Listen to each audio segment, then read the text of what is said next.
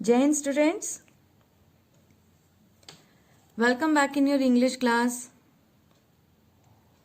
Students, let's open your English literature book. Students, in previous class we have started our new chapter 9, cleaning up the beach. So, open this chapter 9, cleaning up the beach. I have given you homework at page number 112. I hope you all have finished this homework. Okay. And page number 13, I have explained you. Okay. So, let's recap this page. इस page को हम एक बार recap कर लेते हैं. हमने क्या read किया था इस पेज में? In this page, I have explained you that this is the story of Lata and her cousins, and जो उसके दोनों cousins हैं वो समर हॉलीडेज में लता के यहाँ वेकेशन के लिए आए हुए हैं. And Lata's cousin Malini wants to make sand castle, so that's why they want to go to the beach. बीच पे जाना चाहते हैं. सो उन्होंने अपने plastic buckets and sun hats को वो पहना और they headed to the beach. अब जब वो बीच पे गए हैं तब उन्होंने वहाँ क्या देखा है? दे were very shocked.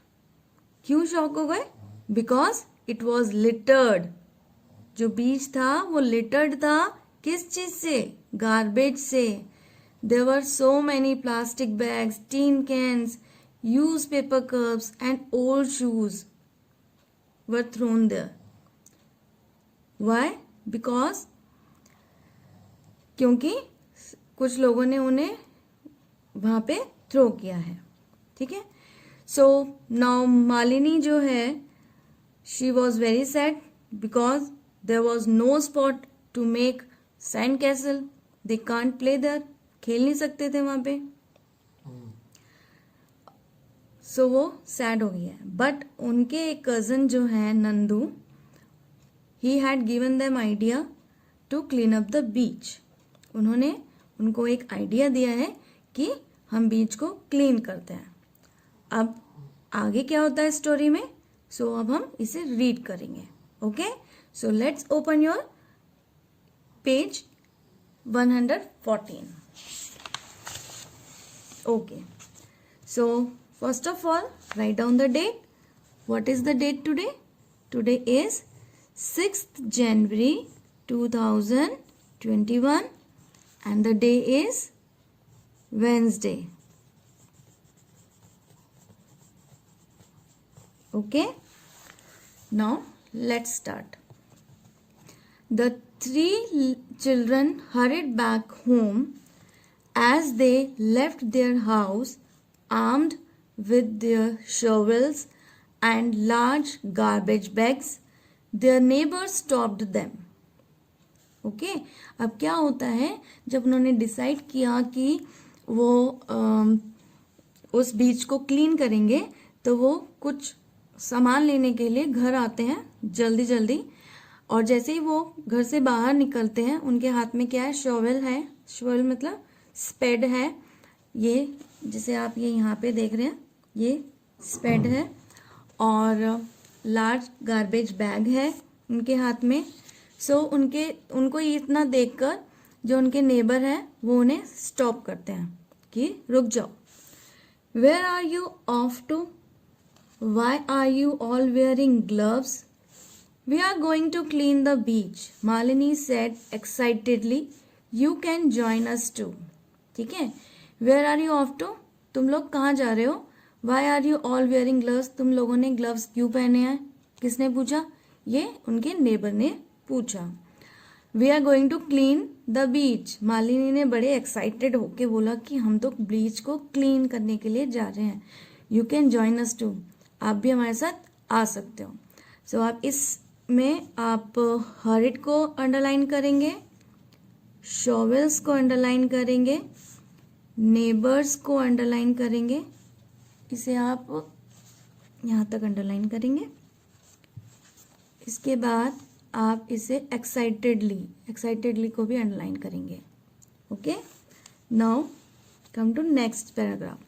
Lata, her cousins and the neighbors spent several hours working hard to pick up all the trash littered on the beach. As all their garbage bags filled up, the beach became clean again. In the evening, they surveyed को underline करेंगे, the clean golden sand on the beach happily. अब क्या हुआ है, लता, उसके cousins और जो उनके साथ जो उनके नेबर्स आए थे, उन्होंने बहुत घंटों तक वहाँ पे काम किया है और बहुत मुश्किल से जो ट्रैश से जो लिटर्ड हो रहा था, गंदा हो रहा था सारा बीच, उसको उन्होंने क्लीन किया है। और जब उनके गार्बेज बैग्स उस ट्रैश से, उस कूड़े से फिल हो गए, तो जो बीच था वो दोबारा क्या हो गया, क्लीन हो गया और वो ब्यूटीफुल हो गया। In the evening they served the clean golden sand on the beach happily. और शाम के समय में वो तीनों वापस उस बीच पर आते हैं, उस गोल्डन सैंड को देखने के लिए, जो अब बीच एक ब्यूटीफुल बीच में चेंज हो गया, कन्वर्ट हो गया। तो वो वहाँ पे एक बार दोबारा घूमने के लिए आते हैं। ठीक है। I was upset because we couldn't make a sand castle today, said Malini, but I am glad we could make the beach happy today.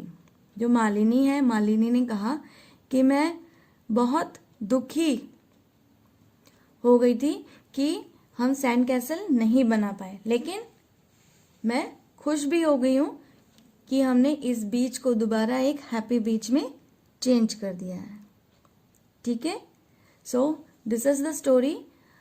Now tell me, what is the moral of this story? The moral of this story, we should clean up our surroundings. हमें अपने आसपास के surroundings को clean रखना चाहिए. ठीक है. So that we can fight with diseases. हमें अपने, तभी हम डिजीजेस से भी फाइट कर पाएंगे कि हम अपने आसपास की जगहों को, अपने घर को क्लीन रखें. ठीक है. So make our India clean. So now अब हम बुक एक्सरसाइज करेंगे. Come to the next page, page number 115. Again write down the date here and the day. Okay, so now first question is, now students, first question is take the correct answers. First part is Malini wanted to dash. Malini को क्या चाहिए था, क्या चाहती थी वो. A part is make a sand castle on the beach. B part is have a picnic on the beach. Now आपको ये स्टोरी तो बहुत अच्छे से क्लियर हो गई होगी. सो उसे क्या चाहिए था, make a sand castle on the beach. वो सैंड कैसल बनाना चाहती थी बीच पे. ठीक है. Now second part is when the children reach the beach they saw that it was. जब वो बच्चे बीच पर पहुंचे थे तो उन्होंने वहां क्या देखा. वेरी क्राउडेड, बीच बहुत क्राउडेड था. कवर्ड विद गार्बेज, या वहां पे गार्बेज बहुत था. बताइए. यस, वहां पे गार्बेज बहुत था. Third sentence is Lata and her cousins clean the beach with dash. Lata और उसके कजन्स ने जो बीच है उसको क्लीन किया. किसके साथ, देयर फ्रेंड्स, अपने फ्रेंड्स के साथ. देयर नेबर्स, या उनके नेबर्स ने उनकी हेल्प की थी. बताइए. Yes, their neighbors. Now, B part we will do in the notebook. Come to the next page, page number 116. There is phonic junction. C. Read the words below. They have the long OA sound. यहाँ पे OA sound वाले हैं. Read ओ ए sound वाले words हैं। जैसे ओ ए sound जो है यहाँ पे देखिए, यहाँ पे हर एक वर्ड में हाईलाइट हुआ है। हाईलाइट मतलब समझते हैं ना, जो आपको आसानी से रिकॉग्नाइज हो जाए। तो अब इसे हम कैसे रीड करेंगे? Boat, BOAT, boat. आप मेरे साथ रीड करेंगे, coach, coat, croak, float, goal, loaf, soap, throat and toast. और यहाँ पे हर एक वर्ड का मीनिंग आपको पता होना चाहिए। बोट क्या होती है? बोट क्या होती है? नाव। ठीक है, इसमें बहुत सारे वर्ड्स हैं जिनका मीनिंग आपको पता भी होगा। ठीक है, और कुछ ऐसे वर्ड्स होंगे जिनका मीनिंग आपको नहीं पता, तो आपको क्या करना है, डिक्शनरी में से इनके मीनिंग फाइंड आउट करोगे आप। ठीक है, और आप देख सकते हैं इनकी meaning. Now D part, the OA sound words have been put together. Write each word beside its picture.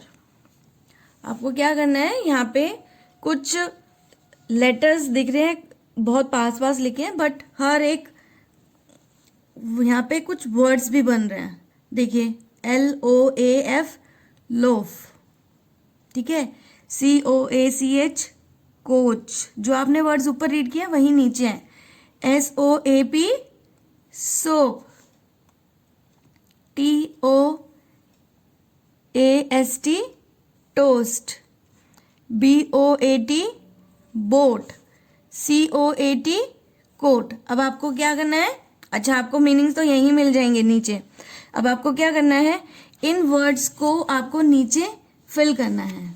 ठीक है, इन वर्ड्स को आपको क्या करना है, फिल करना है। तो आप यहाँ से देख के उन्हें फिल कर सकते हैं। तो ये आप होमवर्क में कंप्लीट करेंगे। This is your homework, so you have to complete this, क्योंकि ये इतना बड़ा टास्क नहीं है, आप अपने आप से कंप्लीट कर सकते हैं। Now come to the next page, page number 117। Page number 117। Okay students, there is word coach, E part. Look at the highlighted words in these sentences. Find the words that are similar to them in meaning from the help box. अब आपको क्या करना है, देखिए, trash, many, horrid, holiday, collected. Trash क्या होता है? कूड़ा ही होता है, गार्बेज ही होता है। ठीक है, मैनी बहुत सारे, हरिड मतलब जल्दी पे, हॉलीडे वेकेशंस होती हैं, कलेक्टेड मतलब इकट्ठा करना। तो कुछ वर्ड्स यहाँ, कुछ सेंटेंसेस हैं, इनमें कुछ वर्ड्स को हाईलाइट किया हुआ है जो इनके मीनिंग के साथ सिमिलर हैं। ठीक है, मिलते जुलते वर्ड्स हैं। तो आपको क्या करना है, उस सेंटेंस में आपको इन यहाँ पे फिलअप में इन वर्ड्स को लिखना है। जैसे फर्स्ट है, we are going on vacation this summer. यहाँ पे वेकेशन को हाईलाइट किया हुआ है। अब ऊपर वाले वर्ड्स में वेकेशन जैसा कौन सा वर्ड है जिसमें वेकेशन का मतलब क्या होता है, छुट्टियां। ऊपर भी एक वर्ड होगा जिसका मतलब छुट्टियां ही होता है। कौन सा वर्ड है? हॉलीडे। तो आप इसको यहाँ पे फिल करेंगे, हॉलीडे। ठीक है, now second is we gathered the apples from under the tree. ठीक है, यहाँ पे उन्होंने क्या बोला कि हमने ट्री के नीचे से एप्पल्स को गैदर्ड, इकट्ठा किया। ठीक है, तो गैदर्ड जैसा ही मीनिंग वाला वर्ड यहाँ ऊपर आप फाइंड आउट करेंगे। ट्रैश का मीनिंग नहीं होता, मैनी नहीं होता, हरिड नहीं होता, हॉलीडे हम ऑलरेडी कर चुके हैं। फिर कलेक्टेड, कलेक्टेड का मतलब क्या होता है, इकट्ठा करना ही होता है। So you can write this word here. Okay, now clear? Now third sentence, there was a lot of garbage in the garden after the party. Garden में पार्टी के बाद बहुत सारा गार्बेज, कूड़ा हो गया था। ठीक है, तो अब गार्बेज वाला सेम मीनिंग वाला वर्ड आपको ऊपर से फाइंड आउट करना है। तो वो क्या था? Trash. Okay, now fourth is there were several kites in the sky. There were several kites in the sky. Sky में बहुत सारी काइट्स थी। तो सेवरल जैसा वर्ड क्या है यहाँ पे?